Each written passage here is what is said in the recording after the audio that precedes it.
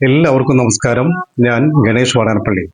ഇനി വെറും മണിക്കൂറുകൾ മാത്രം ലോകമെങ്ങും ആകാംക്ഷയോട് കാത്തിരിക്കുന്ന വേൾഡ് കപ്പിന്റെ പന്തുരുളുവാൻ ഇവിടെ നമ്മുടെ കൊച്ചു കേരളത്തിലും തങ്ങളുടെ പ്രിയപ്പെട്ട ടീമുകൾ കപ്പെടുക്കും. 2026 വേൾഡ് കപ്പിൽ മുത്തമിടും എന്ന പ്രാർത്ഥനയോടെ പ്രതീക്ഷയോടെ കാത്തിരിക്കുകയാണ്. 2026 വേൾഡ് കപ്പ് ആര് നേടും?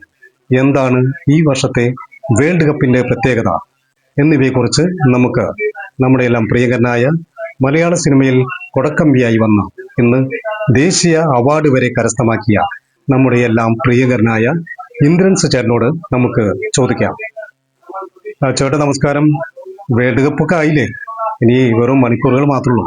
എന്താണ് ചേട്ടൻ ഈ വേൾഡ് കപ്പിനെ കുറിച്ച് പറയാനുള്ളത്? ആരാണ് ഇത്തവണ വേൾഡ് കപ്പ് നേടുന്നത്? അത് പിന്നെ പ്രത്യേകം ചോദിക്കണോ?